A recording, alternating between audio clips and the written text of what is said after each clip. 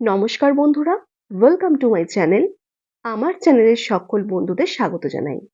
আজ আমি আপনাদের এক টিফিনের রেসিপি তৈরি করে দেখাবো, চিড়ের পোলাও। বাচ্চাদের স্কুলের টিফিনে এই চিড়ের পোলাও কিন্তু অনায়াসে দেয়া যেতে পারে। এছাড়া আপনারা চাইলে কিন্তু ব্রেকফাস্টেও চিড়ের পোলাও তৈরি করতে পারেন। বাচ্চারা যেহেতু সবজি খাওয়া খুব একটা পছন্দ করে না, তাই এইভাবে চিড়ের পোলাও তৈরি করে দিলে তারাও বেশ আনন্দ সহকারে কিন্তু খেয়ে নেয়। চলুন দেখে নেওয়া যাক চিড়ের পোলাও বানানোর জন্য কি কি উপকরণ লাগছে। এখানে আমি 2 কাপ মতো চিড়ে নিয়ে নিয়েছি, আর লাগছে চিনি, লবণ, এখানে রয়েছে পেঁয়াজ কুচি ও লঙ্কা কুচি, আর রয়েছে বিনস ও গাজরের টুকরো, স্প্রিং অনিয়ন, চীনা বাদাম, শুকনো লঙ্কা ও কারি পাতা। আর লাগবে ঘি, কালো সর্ষে,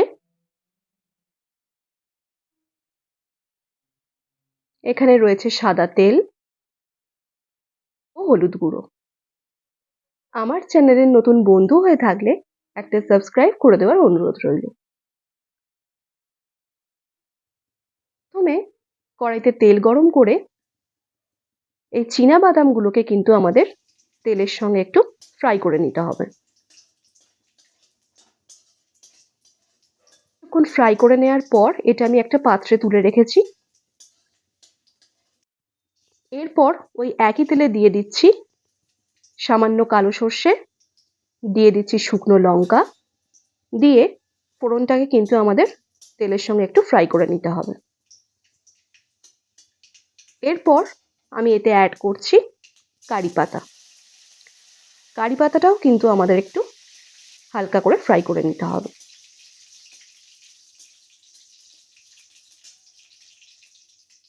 এরপর দিয়ে দিচ্ছি পেঁয়াজ কুচি,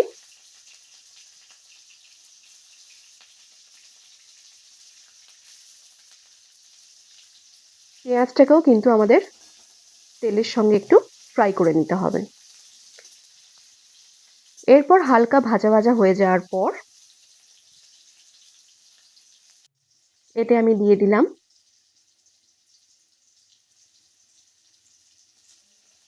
লঙ্কা কুচি।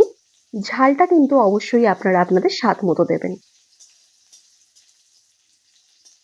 কিছুক্ষণ নাড়াচাড়া করার পর এতে আমি দিয়ে দেবো বাকি সবজিগুলো, অর্থাৎ টুকরো করে রাখা গাজর, বিনস ও স্প্রিং অনিয়ন দিয়ে সবজিগুলো কিন্তু আমাদের তেলের সঙ্গে একটু ফ্রাই করে নিতে হবে। অবশ্যই কিন্তু অল্প আঁচে নাড়বেন।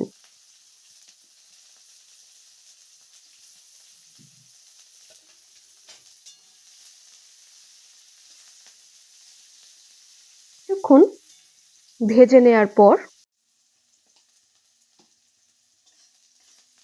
আমি অ্যাড করছি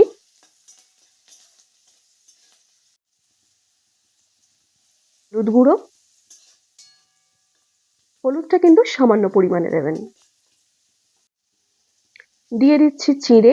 এই চিড়েটা কিন্তু আমি ভালো করে জলে ধুয়ে জল ঝরিয়ে রেখেছিলাম ও চিনির সঙ্গে সামান্য লবণ ও চিনি মাখিয়ে রেখেছিলাম।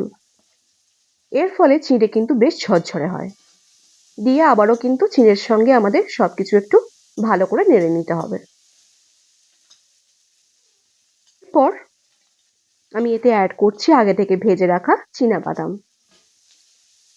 আমার এই রেসিপিটা ভালো লাগলে অবশ্যই কিন্তু আপনারা আপনাদের বন্ধু বান্ধব ও রিলেটিভদের সঙ্গে শেয়ার করবেন। আর রেসিপিটা কেমন লাগলো অবশ্যই কিন্তু কমেন্টস করে জানাবেন।